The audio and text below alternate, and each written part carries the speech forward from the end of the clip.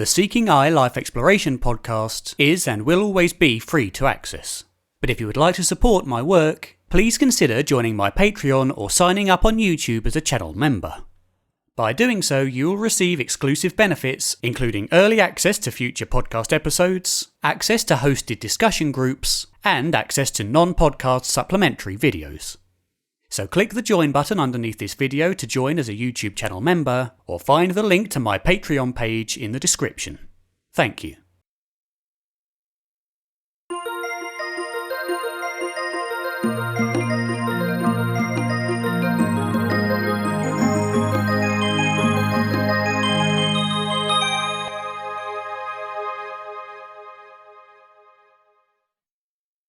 Just before starting this episode, I'd like to briefly apologise. During this recording, for some reason, parts of my microphone audio became distorted and corrupted. This has caused some distinct, unattractive buzzing in some parts of my audio, and caused my camera footage to become slightly desynchronised from my voice, for those of you watching the video version on YouTube. I've tidied it up as best as I possibly can, but unfortunately I can't solve the buzzing. So apologies again, but I hope you enjoy this episode. I'm an out-of-body traveler. I've been leaving my body successfully on a pretty consistent basis for about 18 months now, and I do it using Darius J Wright's Adept method. So for those who aren't familiar with Darius J Wright, like myself, what is that method? So he's been leaving his body for 20 years, and he found out how to control it. It was happening to him spontaneously, I believe, and he figured out how to control it. And so he released a method. It's on his website, dariusjwright.com. And he's been able to gather, a wealth of knowledge throughout the process, and he's sharing it with others. So, yeah. So how did you come across him and his work? Yeah, so I found him doing an interview on YouTube with Next Level Soul podcast. The thing that got me was he was talking about sleep paralysis is the gateway to the other side, because I had been having sleep paralysis, spontaneously quite often before that. So when I heard him talking about it in the interview, I just stuck to it, right? And for those who maybe don't know, kind of sleep paralysis is kind of the state in the hypnagogic state when you're kind of half awake, half asleep, and your body's asleep, but your mind is still kind of awake and you're unable to move. And it's often associated with quite some scary hallucinations, quote unquote, isn't it? Yeah. So typically sleep paralysis is exactly that. It's when your body's completely shut down. It's when you're in REM sleep, your brain's in delta. Your body's shut down, but you have consciousness. So you're aware, but you can't move your body. And I like to say that's where the veil begins to lift. So if you open up your eyes or something around that time, you'll be able to see things around you that are on the other side, essentially. So for most people, myself included, who are more kind of scientifically minded, how would you describe kind of out-of-body experiences, and why would we kind of believe them to be genuine kind of separations of consciousness and mind, which to most people would seem like an absurd idea? Yeah. So it certainly does seem like an absurd idea. However, I took the scientific route as well. I was an engineer, before I did this. And what did it for me was it was a progression, right? If you just go from not believing that your consciousness is powerful, and then you go to out-of-body experiences, that's going to be a drastic change. So for me, it happened in levels. At first I was playing around with manifestation, the fact that our thoughts create our reality. And once I started consciously creating my reality and things were actually happening and happening rather quickly, I was like, okay, this is real. What else can my consciousness do? And then I was playing around with astral projection for a while, where I was taking my consciousness outside of my body. And I mean, as soon as you do this, it's real. As soon as you do it yourself, experientially, it's real. It's we hear that a lot from near-death experiencers who say that once you can hear about near-death experiences and believe it, but once you have the experience yourself, it becomes far more than a belief. It becomes an experiential knowledge at that point. Yeah, for sure. So that at that point, you know, I was like, okay, this is real. I know I can take my consciousness out. And then it went from there to trying to take more of my consciousness out, because astral projection, things were a little hazy and things like that. And around the same time, I was having sleep paralysis naturally, but I never correlated the two. I never correlated sleep paralysis to leaving my body. And then I found Darius J Wright in that interview. I signed up for his course, you know, learned all of his material. And then from there, man, I was just consciously leaving my body, shutting my body down, entering sleep paralysis, and exiting that way. It took me a little bit of time to master his method, but once I did, I was just leaving, man. And once you leave, once you have an out of body experience, a full blown out of body experience, and you leave your physical body, you can turn around, see your physical body sleeping on the bed. You can touch your physical body. If you touch something, like I've touched my floor when I first was leaving, and it felt more real than here. And it's almost as if you can feel the entire chemical makeup of that substance. Again, a very common report from these kind of the kind of these extra material, I suppose, experiences is that life and everything else feels a lot more real than physical life, which again, I suppose is very difficult to describe without having been there yourself. Yeah. And you know, to think of this scientifically, you know, when you're touching something here in the physical, the electrons are repelling each other. So you're never even actually touching that substance. But on the other side, you are. That, and you have more access to the visible light spectrum. You know, here we only have what 0.1% visible light. On the other side, all of that becomes available to you. So that is why you're able to see, you hear reports of more colors, or more vibrant colors they don't even have words for, things like that. Indeed. So I think one of the things and one of the questions that I've seen a lot regarding out of body experiences is, without a brain, I suppose that's probably the best way to put it. Without a brain that has kind of the input from our senses, you know, eyes, nose, mouth, etc., ears, how can we be detached from that brain that has all these mechanisms and yet still be able to perceive without something to perceive with, if you know what I mean? What do you think about that question?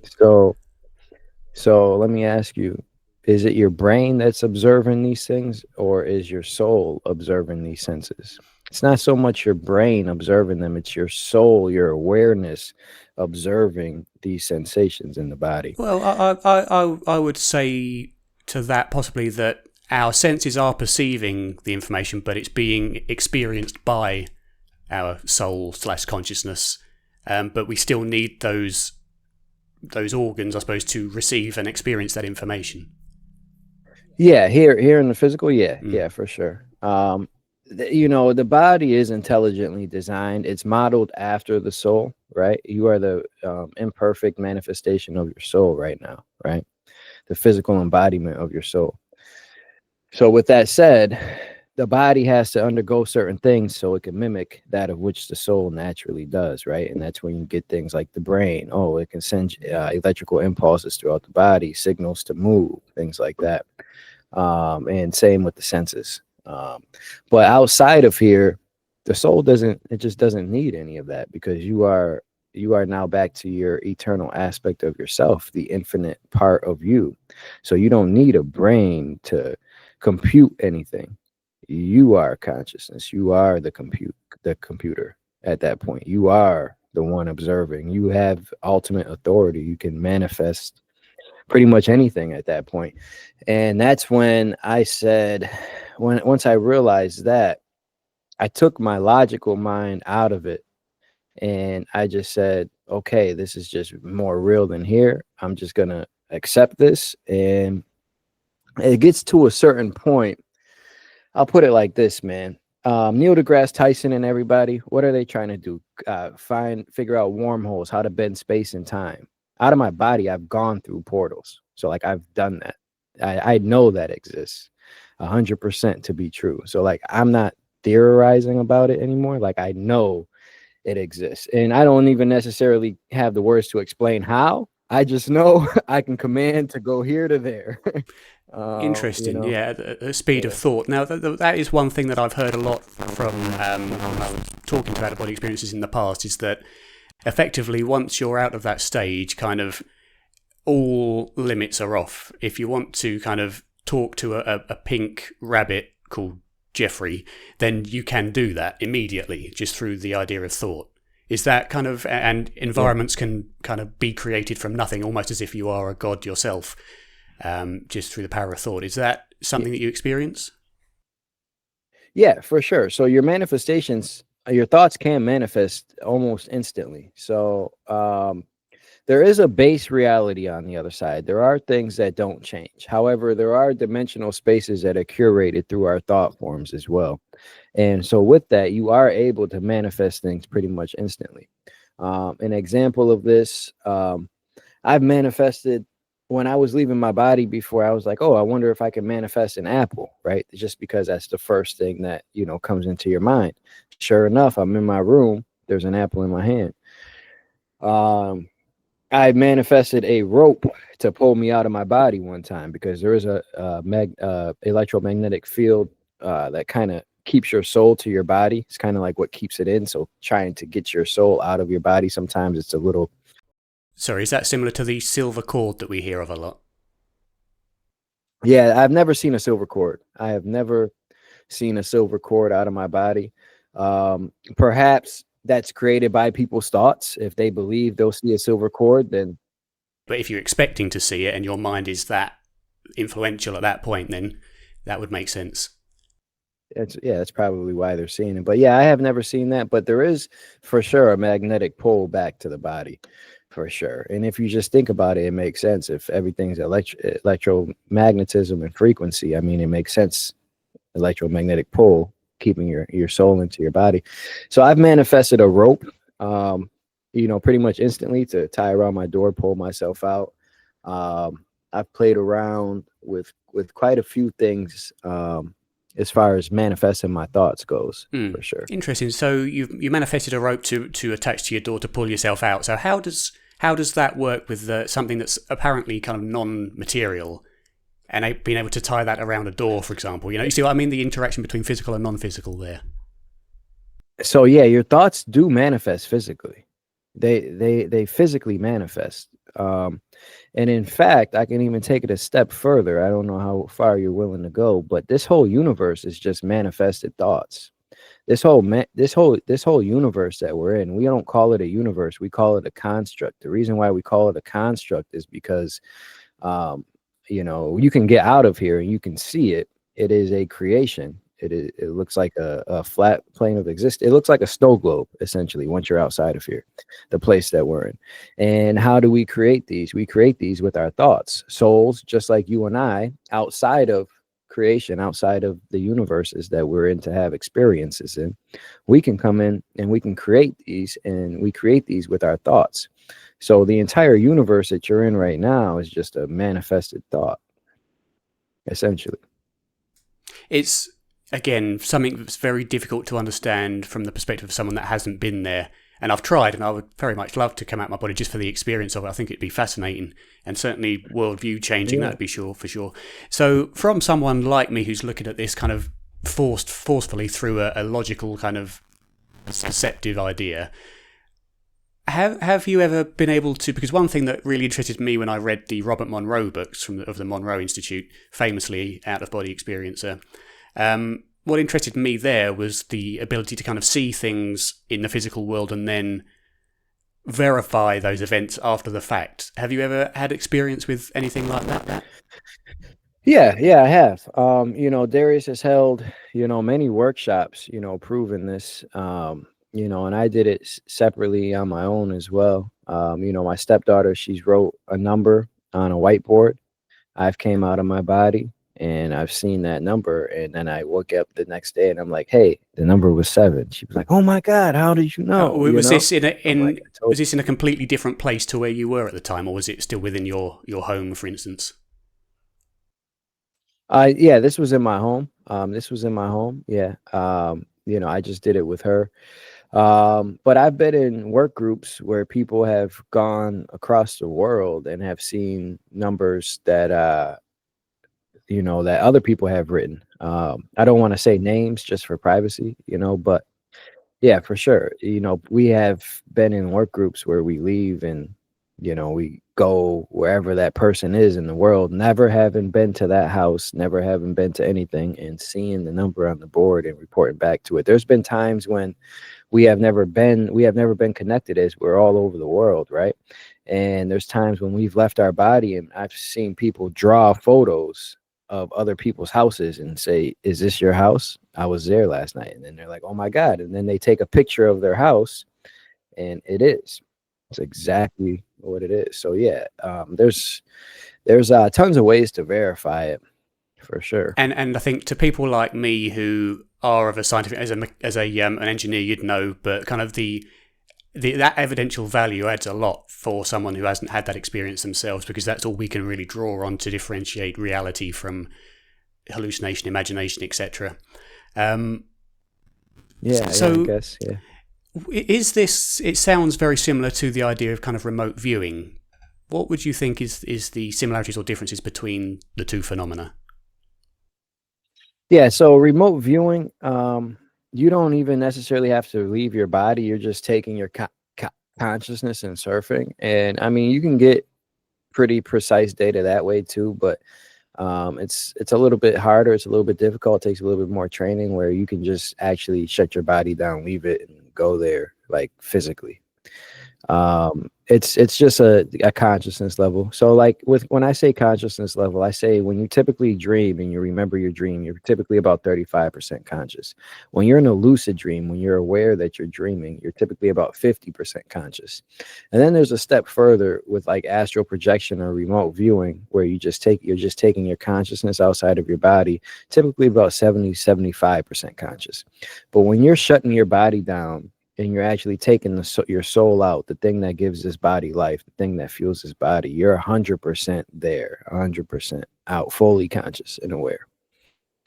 And it's just as real as me and you having this conversation now. And, like, you can talk, see people, hug them, touch them, talk to them. You might even run into beings that you don't even have to talk to. It's just telepathically communicated to you. Which is another very common report of near-death experiences. So it sounds like it's very similar to the metaphor that we see, where you are kind of like adjusting your radio tuner to a slightly different frequency that in the physical we don't have access to, at least largely. Yeah, I would say that for sure. How would you respond to those that would claim that there's no evidence for this? This is all woo-woo, new age stuff, as you hear from both kind of the scientific side and the religious side. Religious side is more kind of, it's a demonic practice, but scientific side more, it's a woo-woo thing. And although you believe it's real, etc., it's just kind of in your head, and we can tell you that because we know what the brain's doing at the time, and we've reproduced it in labs and things like that. So I would say, have you had it? No, you haven't, and you can. Like Darius teaches us, you can leave your body, and there's countless testimonials saying that it's true. And I'm not necessarily trying to prove it to anybody, because, like, I know it's real. Like, I've done it. So it's more so, I'm more so trying to reach out to people that are already in alignment, that have the eyes to see or the ears to hear, and that are already trying to get there and just need a little help. That's more so what I'm trying to go to, because we are in a matrix, a thought matrix here, and it's all built off fear-based belief systems, like religion. What do they say? It's a demonic practice. Don't do it. How is going home to where you were before here a demonic practice? That doesn't make sense to me. And for those too deep in science and stuff like that,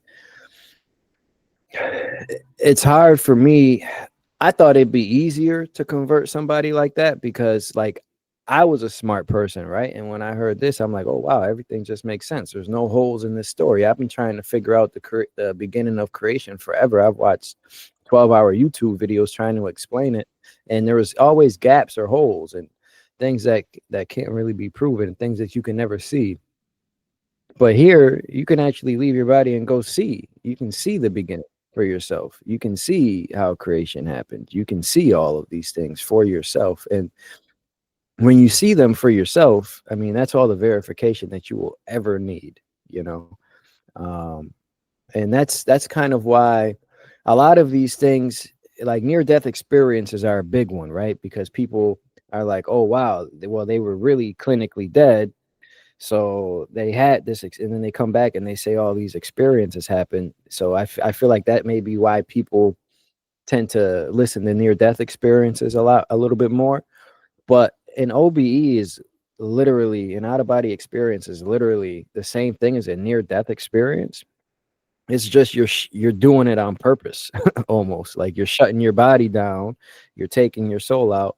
But you have the same access to things that near-death experiencers have. And it's even a little bit more, because once you have the context to what you're experiencing, you now know, oh, I can go here. I can do this. I'm in control. Nobody's controlling this. I am. All of those things. Indeed, and when you can do it willfully, I suppose with a near-death experience, it's a one-time event, and it is often almost always life-changing. But with an out-of-body experience, at least a willful out-of-body experience, once you're able to do that, you can then start to explore, like Robert Monroe did, like Thomas Campbell did, like others have done. Buellman, I can't remember his first name, but like he does, William Buellman. And you can start to kind of map out these environments, I suppose. Jürgen Ziewer is another one that I spoke to. Yeah. So I've tried several times. Never managed to get there. However, I have had some kind of strange artifacts as a result, I suppose, experientially, but I've never managed to get out of my body. I'd long since lost the practice. I bought Robert Monroe's CDs because he was the one that I found this through initially. If I could talk to Darius, that would be fascinating, I think. Maybe I could see if I can reach out to him. But I think it's incredible to me that those who are more dismissive of this sort of thing, which reasonably so as a engineer, you'd know, it's very difficult to believe without having had that experience. Much easier to believe that it's all an artifact of the mind. But it's interesting to me that something so profoundly relevant to the nature of ourselves, and one of the biggest questions, what are we, that more people don't have the interest to actually try to experience these things themselves.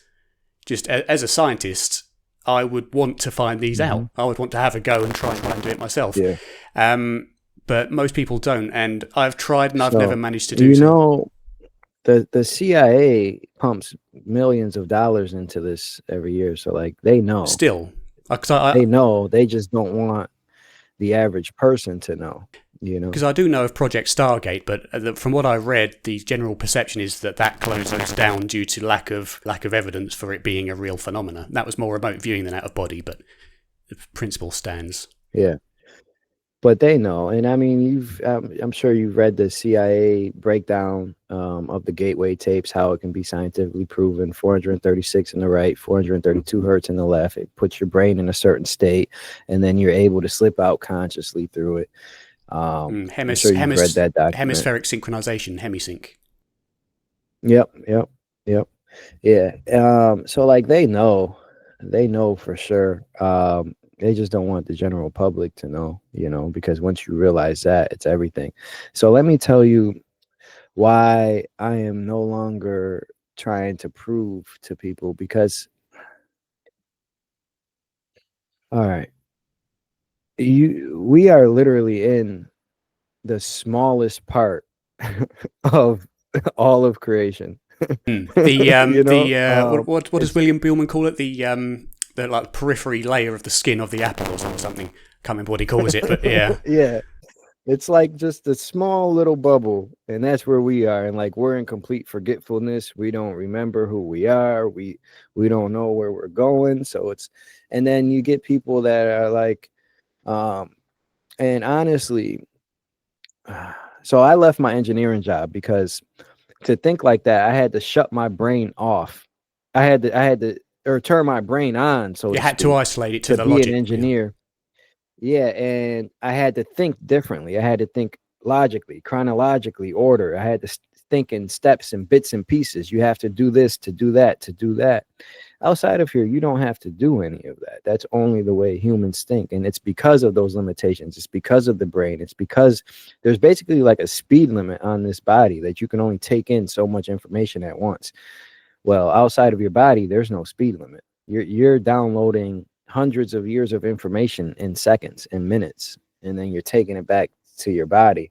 And then so to limit that and to think in those confined scientific ways here, I found that very difficult, because then it limited me on my research on the other side, because now I'm here thinking in confined areas, confined spaces.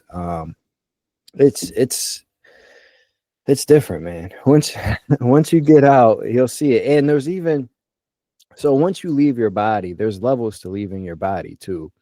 So like, say you first leave your body, the first realization that you'll have is that you exist outside of here, because you'll see your physical body on the bed. You'll look and you'll be like, yo, I have physical hands. You can look in the mirror and see yourself.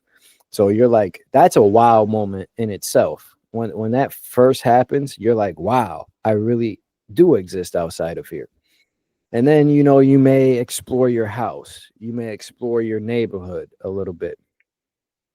But there is a point in time when you get outside of this electromagnetic field that like keeps information from coming out. That's basically like the firmament, right? Once you get outside of that, the information just starts coming back to you. Your memories start to come back, and you feel like you are a god at that point. Like, that's just how you feel. Compared to being a human, to having that level of freedom and ultimate authority and power with your consciousness and your mind, that's just how you feel. Now, that's a whole nother level of experience in itself. And then even once you leave this, you're still in this universe or construct.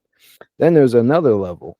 Once you get outside of this universe or construct, and you're free of all templates and all programming, and you're just in your complete ultimate authority, now that's a whole nother level. Because even every realm within this universe has templates. There's a specific program that each realm like has to go through and plays out. Like, for example, this realm 1, Earth, where we are, this is the veil of forgetfulness, right? You have to come here. You don't come in with any of your past memories. You come here to experience sickness, death, limitations on your soul, right? As if for the first time. Yeah, as if for the first time. Yeah, and it's a beautiful experience. And then you have to and then you're supposed to remember who you are slowly while you're here. But with all the control structures in place, that's not really happening anymore. But then once you leave here, it's like you're born again. It's the same thing that's going to happen when you die. It's the same thing that's going to happen when you have a near-death experience. It's the same thing that's going to happen when you have an out-of-body experience. You're going to feel like you're born again, and your mind is going to open up in ways that it has never opened up, and it's a beautiful feeling. And then you sit back and you look at your life, you look at creation, you look at where we've come, and you'll just be amazed at everything. Like, wow. Yeah, it's a great feeling, man. I think for people like me, it's difficult to kind of imagine what it must be like to be able to remember all things like past lives and past experiences, because, as I say, from the perspective of a brain, that seems like it would be impossible. So what's it like to have all that amount of information? Yeah, so it got to a point. All right, so let me start like this. So I've experienced past lives of mine. So they're presented to me in many ways. Like, the other side, it's infinite. Like, so literally anything that you can think of is a possibility. But one way that a past life was shown to me was, it was like on a screen, and I just seen scenes of it, and then I get memories and feelings back.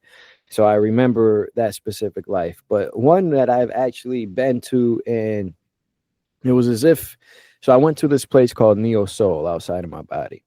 I don't know exactly where Neo Soul is, but I know it's somewhere close to here. Um, when I was in Neo Soul, I ran into what people consider spirit guides. Like his name was Francis. It was another human looking entity, and he was setting me up to have this experience, right? And I said, I'm walking in Neo Soul. It's this big city, big, bright, like a futuristic type of city. And I look to the left and I see a reflection in a building, and I notice I'm in a different body. And I'm like, oh crap, look at this, like I'm in a different body. So I'm like, yo, Francis, where am I? He was like, you're in Neo Soul. I said, oh, okay, I'm in Neo Soul. Like, you don't want to seem too stupid. You're like, oh, okay, yeah, I know Neo Soul. Of course. And then I'm like, wait, what year is it? He goes, it's 2015 here. And when he says here, he said that verbally, but there's also a little bit of telepathic communication going on at the same time.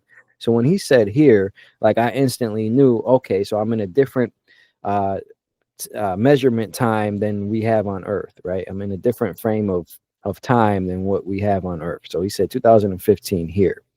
So wherever I was, it was Neo Soul. It was year 2015. And then I said, okay, Francis, so what do I do? Where do I go? He shows me and then next thing you know, I was walking into my wife's house. And I said, oh, so this is my house. He goes, well, really it's your wife's house, because I guess we were having some issues at this particular time. So I said, okay. So I don't know what I'm walking into, but I walk in there, I see my wife. She goes, hey, you don't have to. And I'm like, oh wow, I see you. And she goes, well, yeah, you don't have to stand there, you can give me a hug. So I give her a hug. And then it felt like days or weeks. I spent what felt like days or weeks just re-experiencing this other guy's lifetime of mine. And I experienced it. It was all of it was as if Andre was in this body, as if Andre was thinking, because your thoughts don't really change. Who you are, your personality doesn't really change. It may change a little bit after you have another experience or another life. You may have a little bit different perspective, a little bit of a different personality, but for the most part, your thoughts stay the same. So it's this concept that made it hard for me to figure out if I was really re-experiencing this life, or if I was Andre making these decisions in this life and altering this reality. And I came to the conclusion that I was just re-experiencing it, and of course I was, because I'm me, right? So of course I think the same, because literally an event would happen and I'd say, oh, why don't I do this? And then the body would do that. And so it was a little confusing, but um so but I was re-experiencing it. And then there was a time when I came back to my body and I said, no, I want to go back. So I went back. And that time when I went back, I experienced 2 other lifetimes of mine. And then I started to play around with it. I said, okay, since I'm re-experiencing these, I wonder if I can flow out and see it from like a God's eye view, like a third person perspective. And so that's what I did. So now I'm viewing myself in a different body, interacting with certain people. And then I was like, okay, I wonder if I can see it from this person's perspective. So then I would go to the other person's perspective and I would feel all their emotions and what they would say and how I made them feel. And that was a crazy surreal experience. And then I would bounce back to myself and experience it from my point of view again. And I did all of that. So now, how do these memories come back into your human body, into your human brain? Your original question. So I experienced 3 different lifetimes of mine in one experience. However, it was all similar themes. I was middle-aged, I had a career. Like one I was a doctor. The other ones, it was all pretty much similar theme, similar time. And the reason why I was shown that was because I was going through something here as Andre. So it was beneficial for me to see how I handled it in other situations, other lifetimes, so to say. So when you come back, man, so at first it was like a shockwave. Like I was writing down hundreds and hundreds and hundreds of pages of information of this experience. So like I have in my notebook, I have conversations from me and these people word for word, everything that we were saying, because like I just wanted to remember everything. Yeah. So and then after that, it kind of so I have all of that still. So it's a memory. So like I know I was in Neo Soul. I know I've had 3 other lifetimes of mine. And it's kind of like you just remember it like you remember your childhood or something like that. It kind of just sits there and you can tap back into it. Yeah. So where is all this information stored before kind of it's downloaded, I suppose, into our memory as human beings now? Because according to many, we have hundreds of thousands of infinite numbers of past lives worth of information stored somewhere that, of course, you have the memory of the 3 past lives, but I'd imagine there are hundreds and thousands of others that you've experienced in the past. So where is that information stored? How is it stored? And is it accessible, I suppose? Yeah, so everything's accessible. Everything is recorded. Law of conservation. Nothing is ever created nor destroyed, right? Why would, so if you understand that, why would you think that that stops here? It doesn't. So everything is saved and recorded. There's things called records. That was part of my soul record. And everything is stored on the other side. It's just once it happens, it's just always recorded so you can tap back into it. Now, how exactly is it recorded? It's recorded in various ways. That was just one life review, so to speak, that I've had, but I've also had many. Like I said before, they was presented to me on a tablet-like device or it was like a little like phone thing. It was playing videos of my old lives. So it can be stored that way. Sometimes if you've heard of the Akashic records or something like that, oftentimes people's lifetimes will be saved in the form of books. But I've set some of my lifetimes up to where I can actually go and re-experience them like I did in Neo Soul. Where you can just actually go there. Now, I don't know where this memory is saved in the overall scheme of things. I haven't gone that far yet. I don't know. I just know it's there. And that's that also parallels. And I speak about near-death experiences a lot because when you're questioning life after death, that's kind of the main thing that comes up. But we have the experience of the life review, which is the panoramic life review, which is very similar to what you're saying, where people will experience their current life, the past of their current life, from a perspective as if they're reliving it, but also from other people's perspectives of how their actions affected them and how that effect then affected other people in that person's life, and etc., like a butterfly effect. And they experience that directly, which results in kind of a counter to what most religions teach. There's no judgment other than kind of a self-reflection and growth from understanding how your experiences affected others. So that's a very similar kind of thing to what you're saying, it sounds.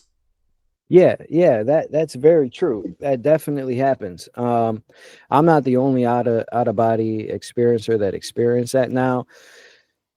So the night, excuse me. So the night I had this experience, I accessed it by setting my intention to access my soul records. Immediately as I left my body, I seen myself playing out a past event. So if I would have stayed, I could have seen this lifetime events from this lifetime that I've had, right? But I wanted nothing to do with who I am. I'm like, yo, I'm here now. Like, why would I want to see that? I want to see something else, right? So I sent my intention. So that's when I left and I went to Neo Soul. But there's other accounts of out of body explorers that have had, life reviews of this life too. A brief one, not the whole thing, but just brief ones showing moments of time that they needed to see that would help them on their path. Because I mean, it's not let's think about this logically here. So if you leave your body and everybody on the other side knows that you're coming back, they're only going to show you things that are pertinent to your life, that are relevant. So because you don't want to download too much information that's not really relevant to you. You will just slow. You can think of the human body as like a computer. If you download too much information, it's just going to slow it down. This state is kind of, or this dimension, this realm, this whatever you want to call it, is also the realm / dimension that we experience after the physical death of the body. Yeah. Yeah. So I hear there are different levels and different bodies, like you've got the etheric body, the subtle body, the mental body, etc., and indeed different levels that we transit through during death. So how would you describe those different bodies and the different levels and what we would experience after death? So, and this is why I say the out-of-body experience triumphs all other things. It triumphs being a psychic and communicating. It triumphs being a channeler. It triumphs a near-death experience, because you're going in with the knowledge and understanding of things, and you can do it repeatedly. And so instead of just channeling the other side, you can actually be there and see it and experience it for yourself, right?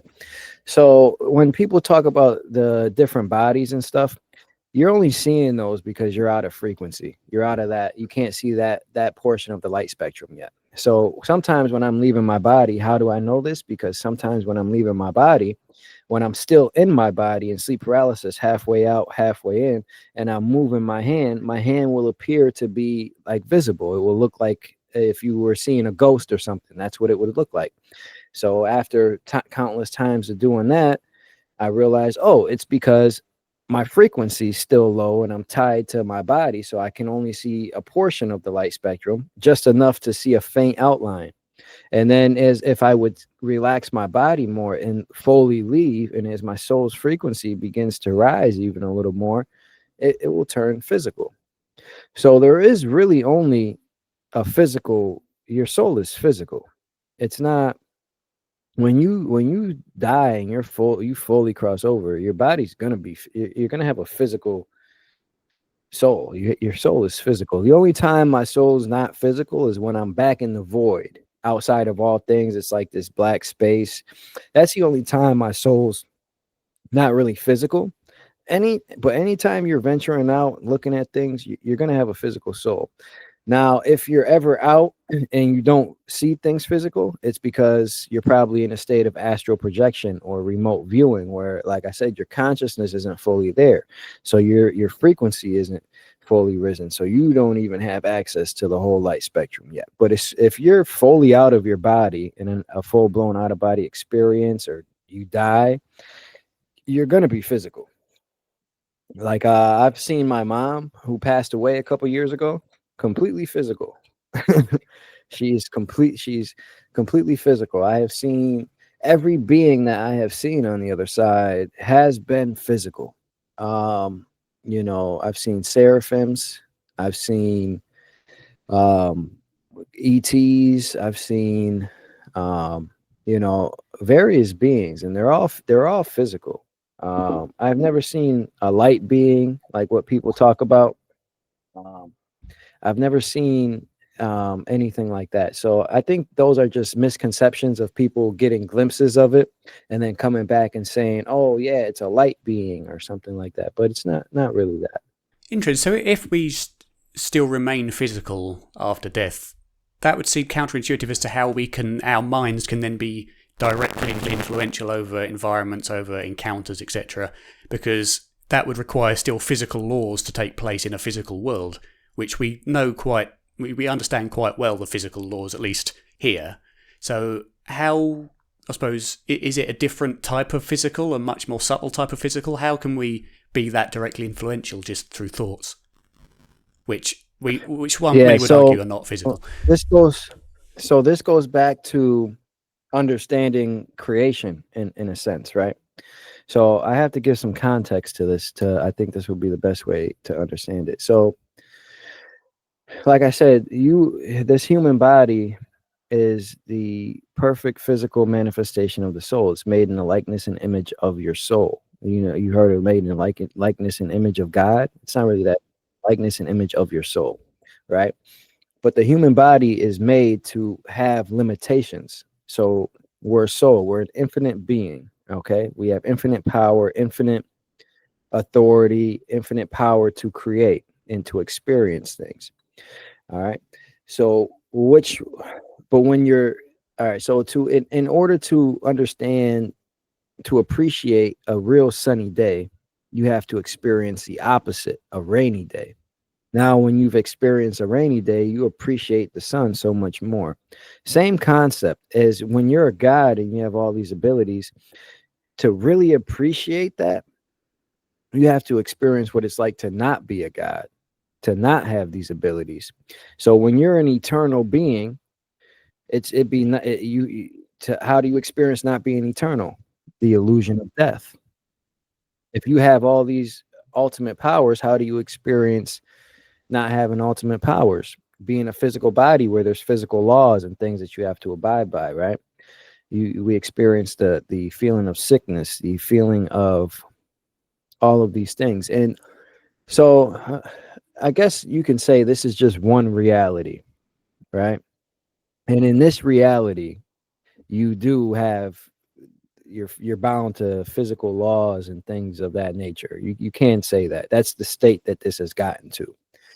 But when you're out of your body, if you go back into the history, it wasn't even always like that here. It is like that here now because of the thought matrix that I was talking about earlier, the attack on the mind, the attack on the body.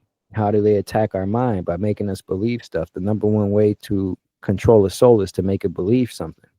Because if our minds are our ultimate creators of our reality, how do you control somebody's reality? By controlling their mind, Indeed, right? and I've seen a lot that manifestation is kind of a key component of life. Even over here, it's just a lot slower to take manifestation. So over many years of, I mean, given human evolution has come about over hundreds of thousands of years, then you can imagine that those manifestations would slowly begin to take effect more and more strongly. But that's an interesting question, actually. Sorry, just to get off track a little bit. How would this then account with things like evolution, the theory of evolution from kind of the last, what does he call it, Luca, the last universal common ancestor or something like that, all the way to human beings through this model? How would that work?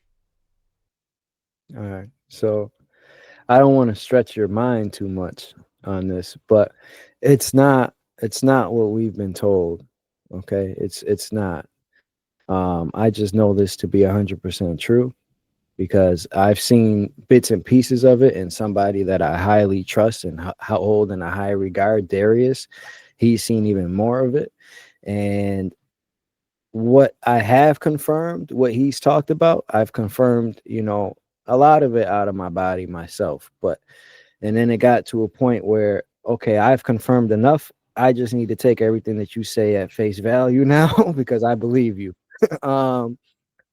So it's not at all what they say, my friend. As in, not from single cell up through to human. So no. So if you believe that, if you can understand that we are in a creation, and that if I tell you that when you're a soul outside of all limitations, you have the power to create a universe. So with that power, you don't have to do those types of things. You can just speak it into existence. When the Bible says God said, "Let there be light," and there was light, it was literally that simple. You just think of putting a sun in the sky and there's a sun in the sky. You're not bound to these physical laws here. You're limitless.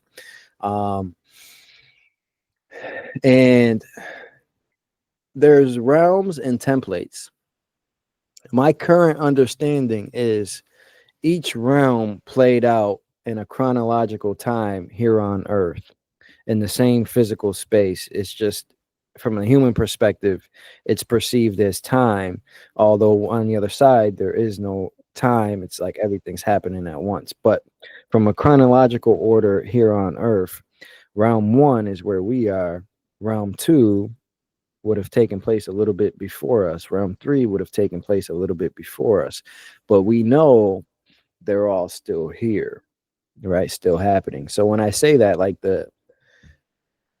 so realm 3 is the realm where the pyramids were built, right? Have you heard of stories of like the Anunnaki and people like that? So those are beings from realm 3. Those stories are real. Those are beings from realm 3.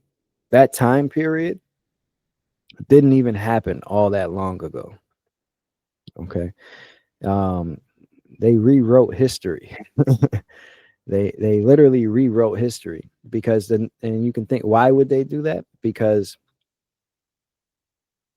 it's a control structure here. They want people working for money. Why do they want people working for money? Because money is the number one way that you can create a divide amongst people. So you can have those in control and those not in control. So when you just And to jump in, when you say they want us to kind of be in the system, who's they? the ones in control, I will say, there are people that control this realm. I mean, there is, you've heard stories, whatever name you want to put to them, the Illuminati, some ET races are in it. That's the they that I'm talking about. But there's plenty of names for them. But there are people here that I will just say that there are people here that are in control, and they have been in control for a long time. And why? And once the illusion of control is so powerful, because this is like the only place that you can have that type of control. Because on the other side, every soul is equal. Every soul has the same potential. So there's no soul that's greater than the other, because we all have the same potential. But with that said, there are souls that have more experience, more wisdom, more knowledge. So therefore, they're looked up or kind Revered, of in yeah. that sense. But yeah. But so the illusion of control exists here, and money is a big reason of that. So, and the number one way, and once you realize that you're an infinite creator and that you're just here experiencing something, and when you experience, and once you realize that you exist outside of here, and you realize your true powers, like what we're doing with these out of body experiences, you're not going to bow down to anybody, my friend. So, so with that said, they don't want this known, right? So what's the easiest way to take somebody and hide the truth from them? If you don't know where you are, and if you don't know where you are physically and even timeline wise, right? Because there was a time when humans were great, when humans were excellent, right? We're thriving and without all these limitations, that knew everything that I'm telling you, essentially. So when you stretch the timeline, it makes people feel like, oh, all right. It makes people feel like, oh, we're so far away from being great, and we were hunters and gatherers thousands of years ago, and all of this stuff. It takes you away from your divinity. And when you tell people that space is real and you're not in a creation, it makes them feel insignificant because space is so big, right? But once you realize that you actually are in a creation, what does that do? That expands your mind to say, oh, wow, if we're in a creation, that means somebody put me here. Well, who put me here? And wait, what exists outside of here? Do I exist outside of here? It starts waking people up, and you start asking those types of questions.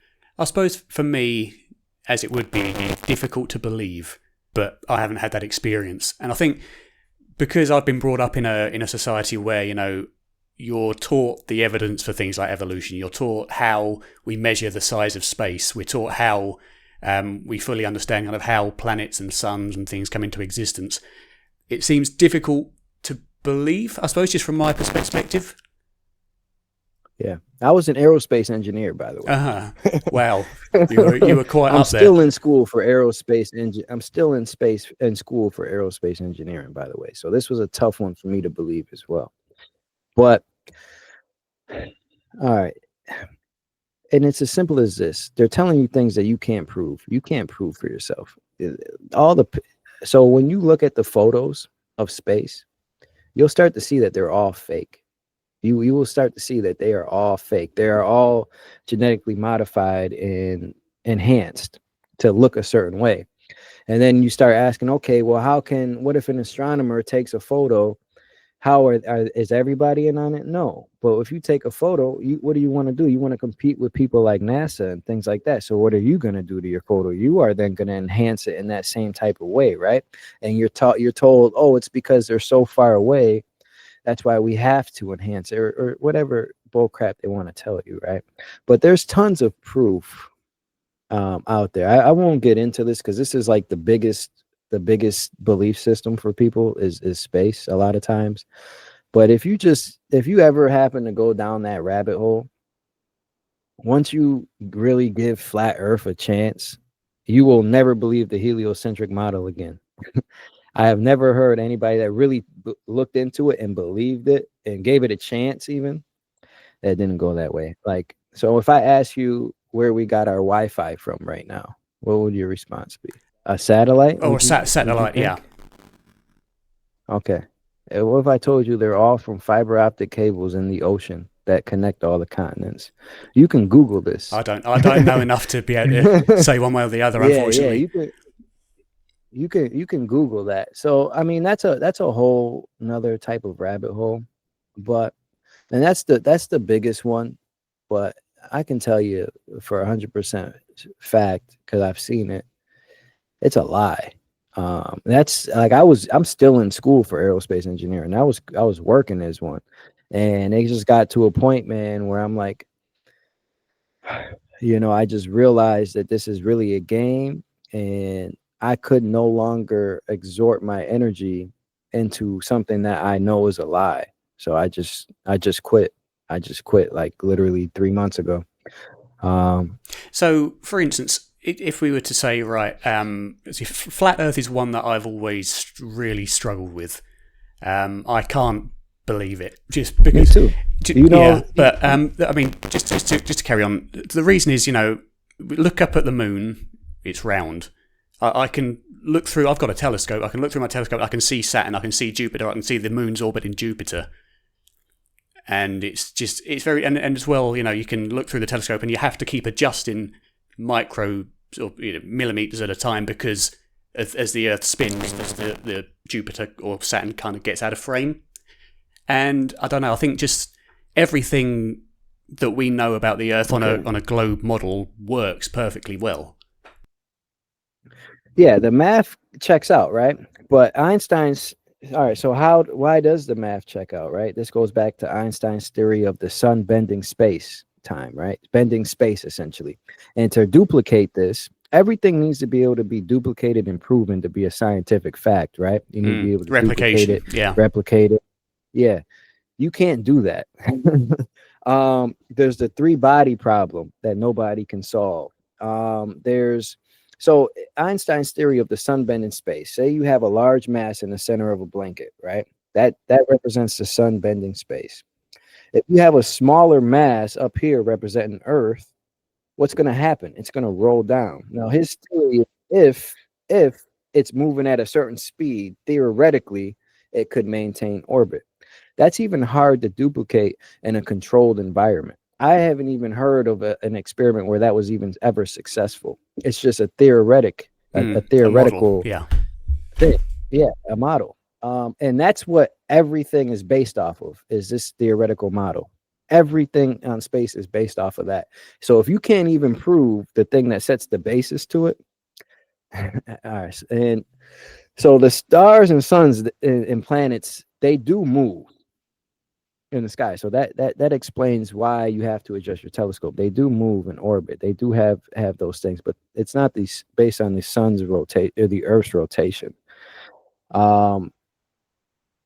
Where else was I gonna get? I had another point to say. I forgot. I'm drawing. Happens a lot to me. Don't worry. Much. Yeah, it's. I mean, when you're talking about the fundamentals of reality itself being completely different to what we believe, there's a lot to it. Yeah. And I've seen I've seen a lot of flat Earth evidence videos that just really struggle with me, because everything's explainable from what it's either a kind of a misunderstanding of how something works, like centrifugal force or whatever else. And I've never seen something that overwhelms the reasonable evidence that we have for the globe model. Okay. But that's just me. I've never really properly looked into it. What they're doing is taking you away from things that you're actually seeing with your own eyes, and they're telling you to believe in something that you can't see or prove. All of these theories are things that you can't see or prove, but just because they can make the math check out, you're like, oh, that makes sense, and everybody else is stupid, right? But it's not really that. It's if you see it, if it looks like a duck, quacks like a duck, it's a duck. How can they make you?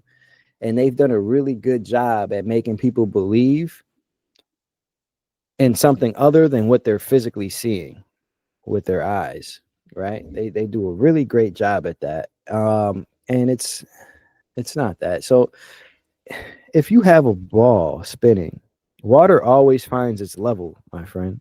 Water always finds its level.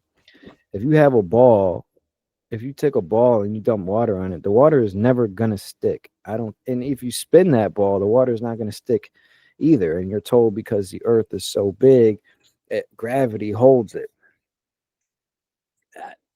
Bro, you know how fast we're spinning supposedly? Well, it's Water about is not spinning, but yeah, but I you mean, can jump, we're talking relative to you know? to spin. You know, we're spinning at thousands of miles per hour, but that equates to something like less than 1 degree per whatever per hour per second. I Right. don't know, but less than 1 degree per second or whatever it is, and that's pretty slow when you're talking about rotational speed. But still, if gravity's strong enough to hold all the waters in the oceans, but yet you can jump, you mean to tell me that like you're stronger than the force that's holding all the oceans in here? You know, it's not. They do.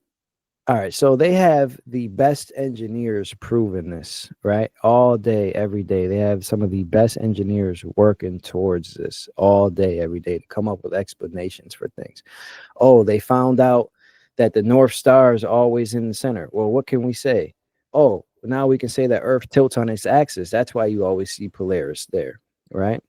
And then, oh, they're finding out that the South, through flight routes, they're finding out that the South expands way more and it's not adding up to the globe model. Well, what can we say? Oh, Earth is now an elongated sphere. It's now pear-shaped. It's bigger at the south of the equator. So that's why. Yeah, Every elliptical. What do they call it? What do they call it? A Blake spheroid or something, where it's oblate spheroid, slightly yeah, wider at the yeah. And poles. now Yeah. that's something new, you know.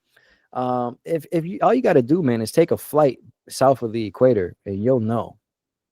You'll know, like the Earth is not that way because the flight patterns will line up exactly with the flat Earth model, and not like you'll know. Um, It's a fascinating chat to have. Again, it's still very far off of my scope to believe. I suppose because I've been brought up in that environment. But I mean, there's, for example, we can, as you say, we can only see kind of one area of space depending on whether we're on the northern or southern hemispheres. So how would something like that work on a flat model? so the firmament is divided. The stars are in the firmament, right? That's how they rotate. That's just how they rotate within the firmament. But you can use that same argument and say, if we're moving through space, how come we've seen the same constellation for thousands of years, right? How come they're always in the same space year after year, same spot year after year, right? Well, but You can I'd imagine. explain why the Sorry, I'd imagine because we're spinning this way, not that way. So as we're moving through space, we're still spinning this way. So this is always up here. This is always down there. It's because we're spinning that way, not that way. If that makes sense. why that would make sense why you see different in the north and south, right? But as what I'm saying is, as you're spinning through space, you're also traveling around the sun. How come you see the same constellations in the sky year round? And then as you're traveling around the sun is also traveling around the universe. But yet we still see the same stars. If everything's expanding, everything's moving, something would change sometime.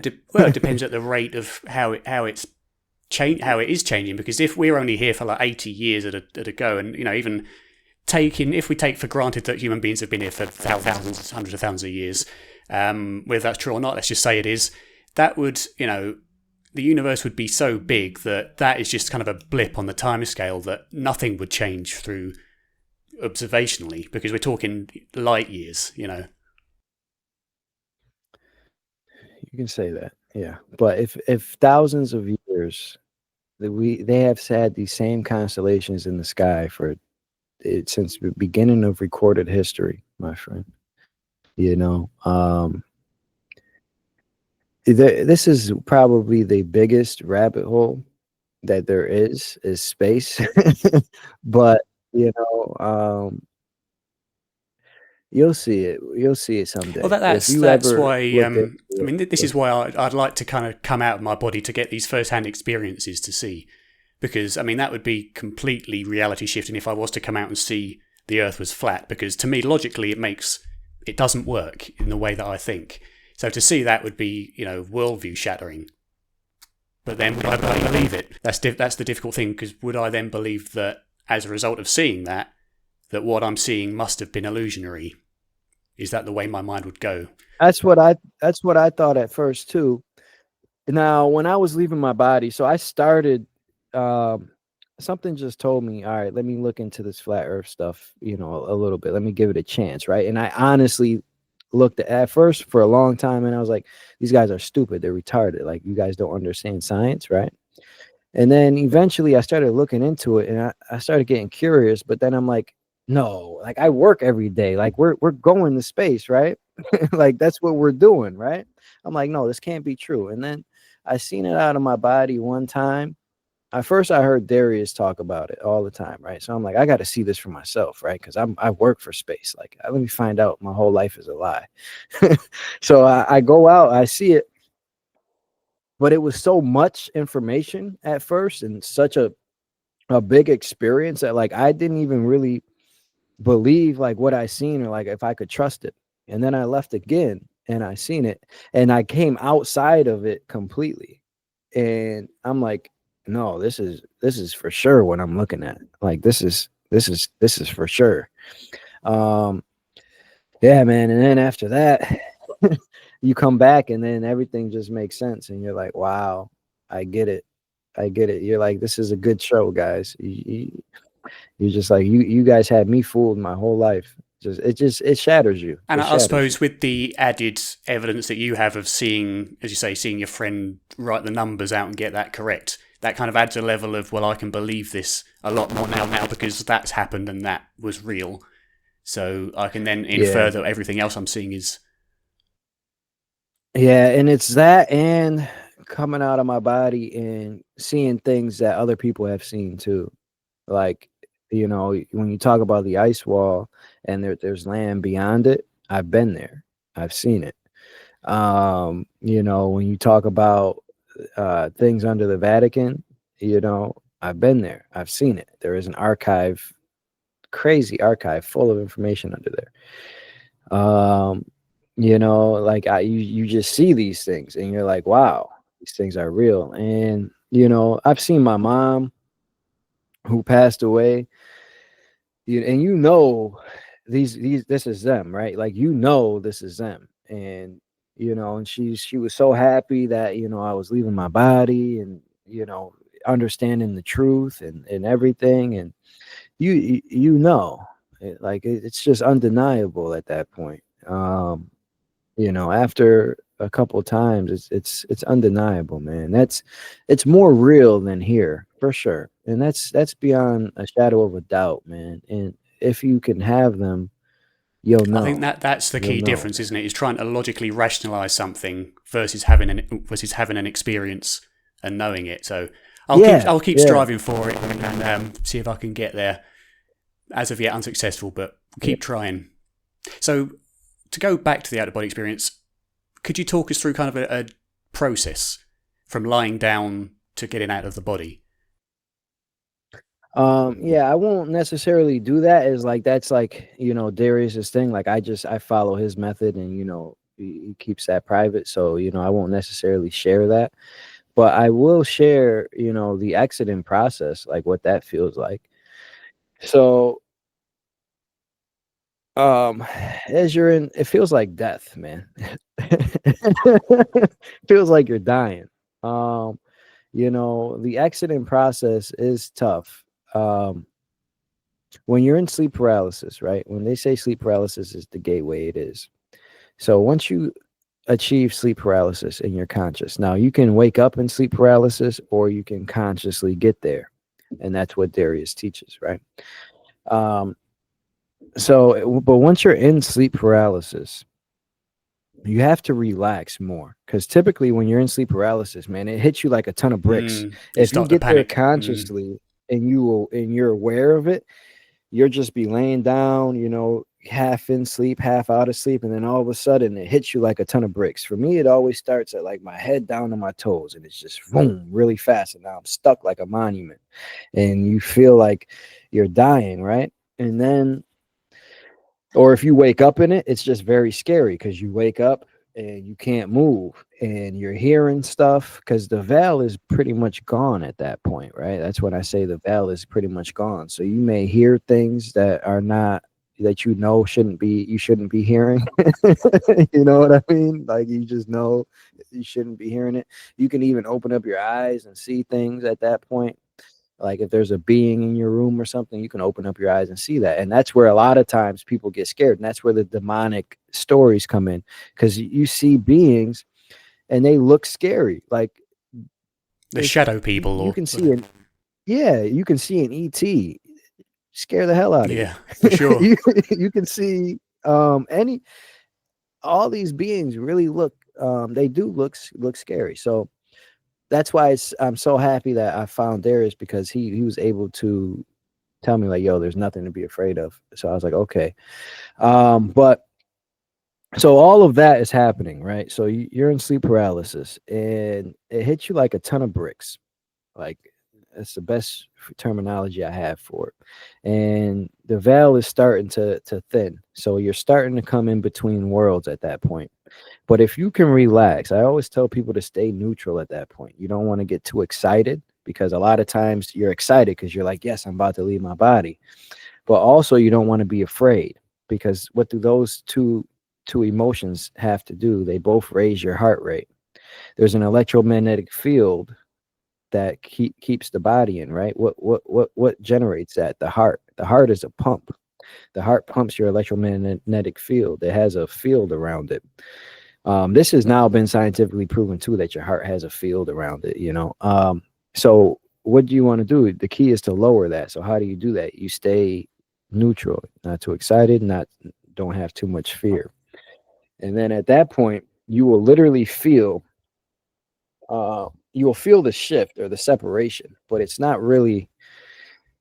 doesn't really feel like a shift or separation. It feels like your physical body is doing something that it shouldn't be doing naturally. Like, you'll feel yourself floating. You may feel yourself spinning around.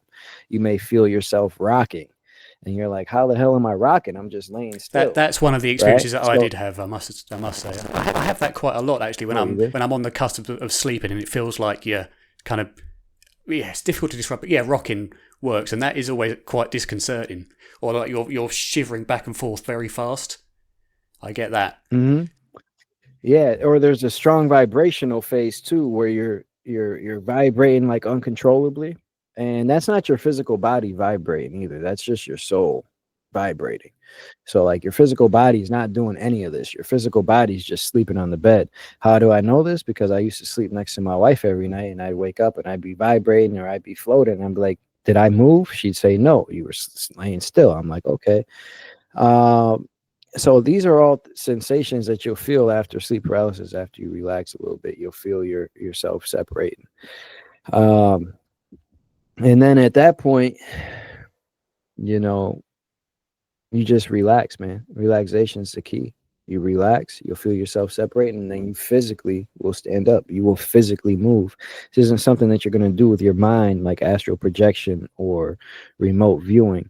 You need to physically get up. Like I said, I was physically trying to get myself out of my body, manifesting a rope, pulling myself out. You physically are moving. But if you do it right and correctly, and you're relaxed enough, you won't even have to do any of that. Your body will just separate, a real nice slow exit, and then you just stand up physically, and then you move. Interesting. So it's Yeah. as if you are physically standing up and walking around the room. You're just leaving your body behind. Mm-hmm. Yeah. Have you ever seen kind of obscured versions of yourself while at body? Because people have said that looking in a mirror in an out of body state is quite disconcerting. Yeah, it is, but it's only when you realize what's going on, right? If you just seen it the first time, you're like, yo, what the, like, what's going on? And it's a little creepy. But I've looked at myself in the mirror, and sometimes I've had no reflection, but like I still see my hand. I know I'm physically there. It's just because mirrors are portals too, by the way, but we'll keep that up for another thing.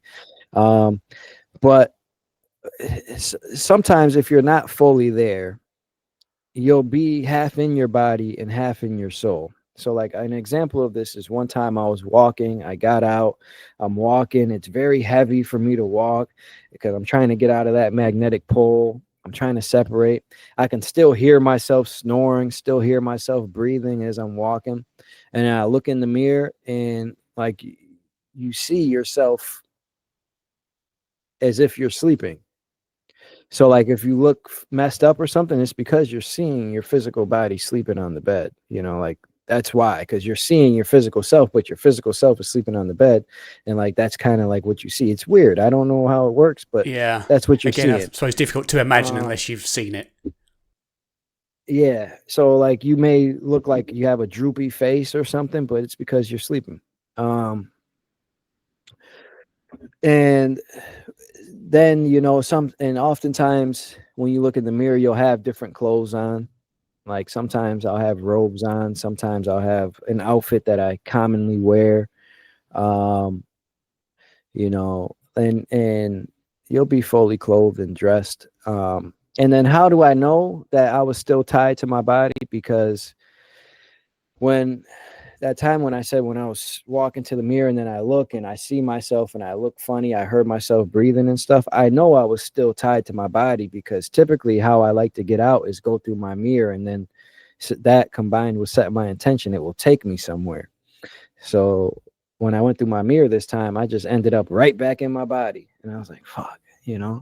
But yeah. Yeah. So I suppose to finish off, and absolutely no disrespect to you, but a lot of people will probably be turned off by this with the whole flat Earth stuff, because usually for people that kind of look at this sort of thing, or I suppose the general population generally will be put off by the flat Earth stuff as kind of, oh well, he doesn't have any credibility for anything else.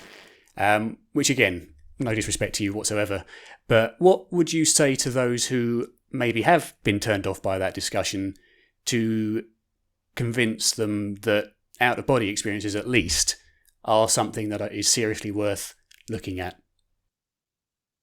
Yeah, and even for flat earth stuff, like get out and see it for yourself. Like you've never been to space. You have never been to space, but I have left my body and seen it. So like there's that. But for out of body experiences, man, a real thing. Like if this resonated with you at all, like just don't you want to know? Like don't For you want to know sure. who you are Mm, outside of here? Like don't you want to know that you exist outside of here? If you have a passed away loved one, don't you want to see them? Like get out of this game. I've never met one person that's like, oh, I love being on Earth. I've never met one person that's it's like, yo, I it's love going to it's work. not a fun place. No, I must admit. No, get out. And this is the smallest part of creation, man. It's the smallest part. So, leave your body and go home and remember where you are, where you're naturally from. One question that pops to mind actually when you mentioned about coming out and seeing the Earth, many people have also reported coming out seeing the Earth as well as verified things, but they see the globe more commonly, from what I can see, Okay. than the flat. So what? And they would say, equally, well, I saw it, so I know it's round. What would you say to Yeah. that then? So at first, when you leave the construct and you pop out, it will appear as a globe. It will because it's round and you'll see the firmament, right? But that's what you're looking at is the firmament.